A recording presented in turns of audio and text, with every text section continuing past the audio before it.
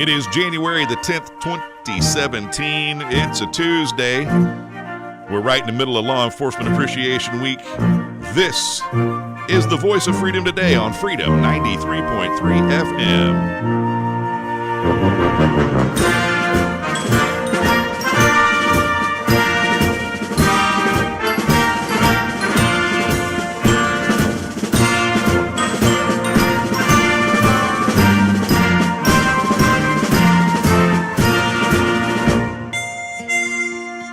It's the Voice of Freedom today on Freedom 93.3 WVFT, where we still take the words God, country, and family seriously. We put them in that order for a reason. Radical Islam's still a problem. Every day is Law Enforcement Appreciation Day, and the Constitution is the blueprint for peace and prosperity. This is the Voice of Freedom today, and this is what freedom sounds like. Good morning.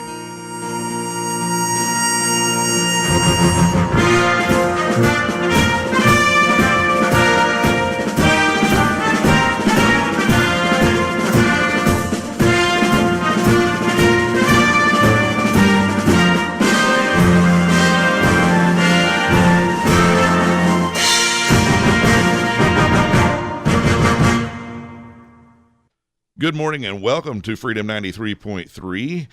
High atop the capital city in the Freedom 93 FM Safe Touch Security Studios. Gonna make a command executive level decision here this morning. Ordinarily, we'd be getting your lead stories right off, but there'll be plenty of time to that. We'll get you caught up after the bottom of the 8 o'clock hour. Between now and then, got a lot of stuff going on. Joining me in studio right now, author Dan Wass, Good Gun, Bad Guy. Coming up the bottom of this hour, Tactical Talk with Talent Training. JD will be in the house, and you can call in. Here's the thing. Some folks have been asking online, how can I get a copy of the book? How can I win the book? Well, two things. Number one, at about 10 o'clock today, is that right, Dan? About 10 o'clock, you guys are going over to Red Hills Arms. Going over to the Talon Range. Okay, yep. You going to Talon. Yes. This morning. Yes. Okay, and they're going to have some books there. You can get your books signed. Also, during the next segment is Tactical Talk with Talent Training, and I'm going to give at least one of these copies of this book away to a caller.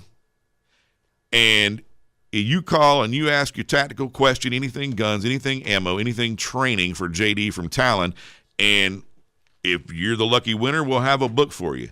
But without further ado, Dan Wass, welcome, sir. Hey, thanks, Junior. Glad to be here. Hey, uneventful drive up yesterday from Orlando, I understand? It was smooth as could be. I couldn't believe it. Did you guys get out of town down there before the shooting happened yesterday morning? Yes. Tragic news yesterday, 2 officers dead in Orlando. One shot dead by the assailant, the other killed in a tragic accident during the attempt to contain and then the following manhunt.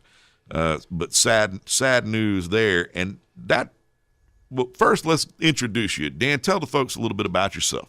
Well, I started off as in a pro-gun family. My father and I shot guns and everything. But I went anti-gun for a short time in my 20s.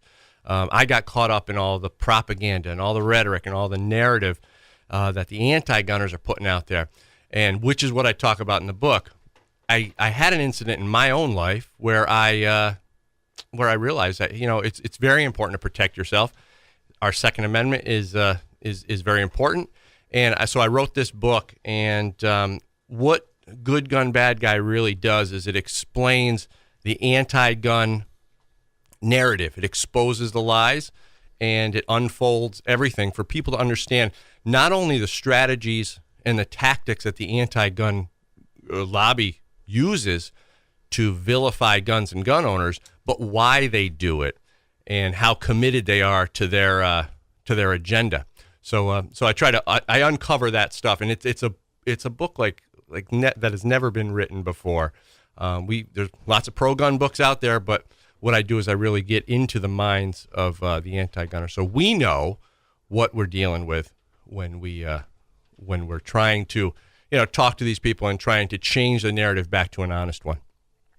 Cool beans. A little confusion on my part as we were bringing in the segment. Gonna be at Red Hills today.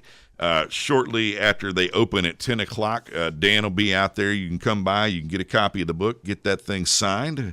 I'm assuming that if folks get a copy of the book, you'll be glad to sign it for them, and that's Absolutely part of the deal. All right, cool, very cool. Now, that brings me to this. With the shooting in Orlando, with the terror attack in Fort Lauderdale, if I had $1 for every time I've heard an anti-gun person say, well, if guns were more difficult to get, if the assailant in Orlando just didn't have a gun, how would you respond to them? We either have a Second Amendment or we don't. And first of all, they actually believe that we can take all guns out of this country. There are over 300 million guns. There's just over one gun per American citizen. It's part of our culture, and there's a reason that it's part of our culture.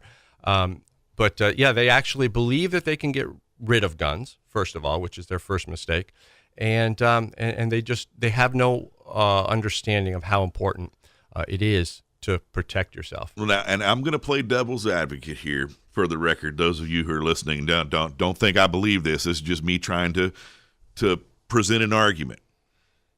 A lot of times when we hear anti-gun folks talking, they say, well, I don't have a problem with hunting or sport shooting or whatever tradition has been in your family, but we've got to get these weapons of war, these military-style weapons. We got to get those out of the hands of the public.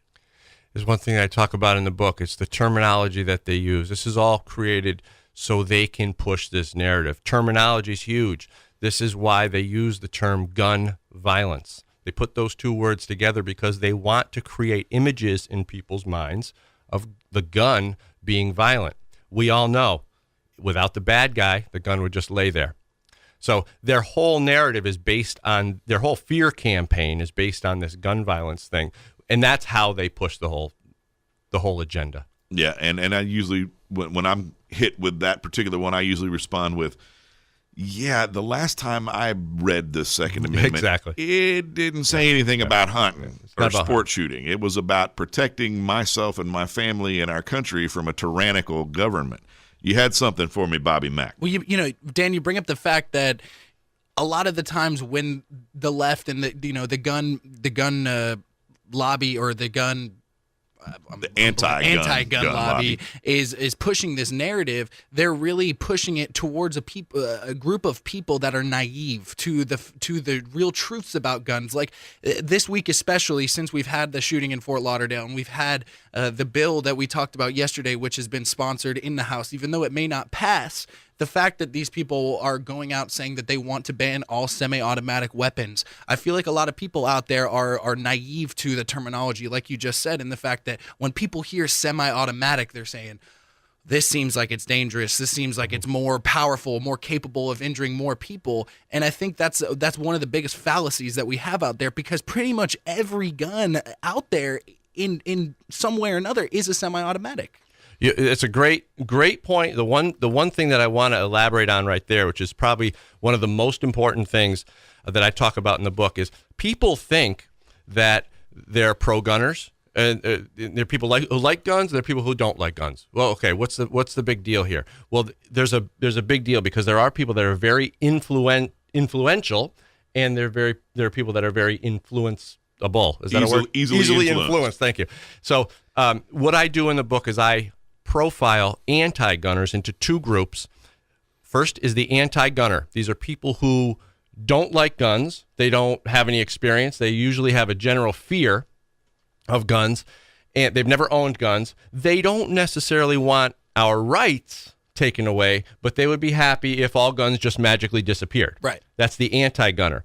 The anti-Second Amendment radical may have a lot of the same traits, but what they do is they do want our rights taken away, and they fight hard every day, and they influence the non-gun owners or the anti-gunners to believe the whole narrative, and they bring them in. Now, the anti-second radicals are the ones that would be cheering in the streets if our Second Amendment ever got affected.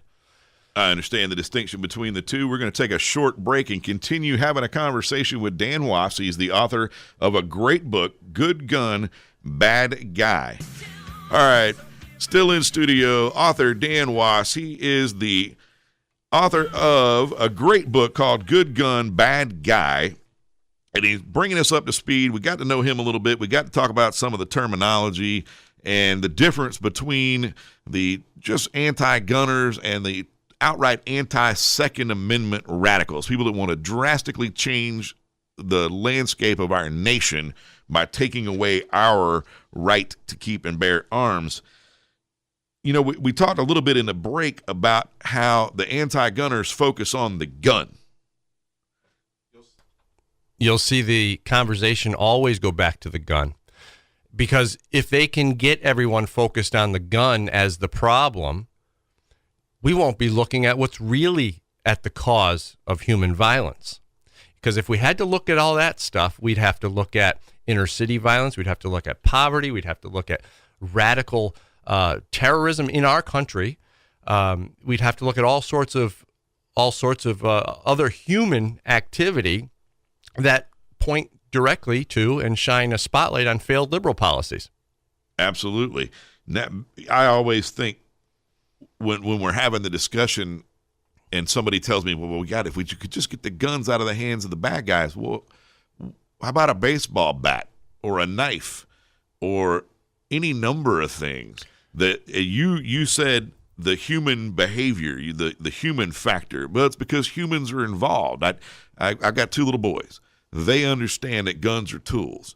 And if you lay them both on the table, as you mentioned earlier, that I joke around, I say temporarily. They're going to stay there temporarily until one of a couple of things happens. Either Jesus comes back or they rust and dissolve and go back to the earth from whence they came. Without a human intervention in this equation, the violence doesn't happen. It's human violence. Exactly. My gun has never pulled its own trigger. Not once. No, not that I know of. I don't think. Well, you can't be around it all the time, Dan. It's a simple logic that we get it. We understand that as gun owners because we understand how guns operate and we understand how to use them. But a lot of the anti-gunners are so scared because they've been programmed. They don't understand. They believe that a gun can go off by itself. They believe that guns are unpredictable, and they also believe that gun owners are reckless and intentionally putting them in danger. This is how they've managed to create fear of guns, so people will stay away from the range and not learn, and they've created a hatred toward gun owners, so they stay angry and they fight us. That's how you create an anti-gun warrior. And you pointed out earlier that you have the very, very influential and the easily influenced. And oftentimes I hear, as I said before, can we just get rid of the guns? And that's coming from somebody who has never thought this thing all the way through. You know, I say oftentimes on the show, freedom is the solution to all of our problems. More freedom, not less, is always the solution. The problem is it's not the emotionally surface level easy choice. It always takes 2 or 3 layers of thought deep digging in to figure out how freedom is the solution to the problem. And you get people who are easily influenced. They're emotional. Exactly. We're all emotional over this police officer that's been killed, over all the folks in the airport in Fort Lauderdale that have been killed. And they died by way of gun. So the easy emotional choice is to freak out over the gun. Mm-hmm. But that is not. It's not the logical choice. As you mentioned, guns can't do violence. Exactly. That's the thing. You can either look at anything in life emotionally or logically. And unfortunately, there are a lot of people who gravitate toward the emotional, reactive, behavior. Well, it is the easy choice. Again, the name of the book is Good Gun, Bad Guy, Behind the Lies of the Anti-Gun Radical. His name is Dan Wass. The way to find this book is to go to goodgunbadguy.com, goodgunbadguy.com. You're also on Facebook. Is that correct? Facebook and Instagram, and Or you just all over the place? You doing it right? Probably not as much as I should be, but yeah, we're out there. We linked to their Facebook on our Facebook at VFT93FM, at VFT93FM. And exciting news, they're going to be out at Red Hills shortly after they open at 10 o'clock this morning. You can go by, you can meet Dan, check out this book. It is a look into the mind of the anti-gunner by someone who was once anti-gun and now has decided that freedom is the solution to every problem. He believes in the Second Amendment. He believes in our gun rights, and he wants to arm you to protect yours from the anti-gun left. Thanks for joining us, Dan. Oh, thanks for having me. Our pleasure.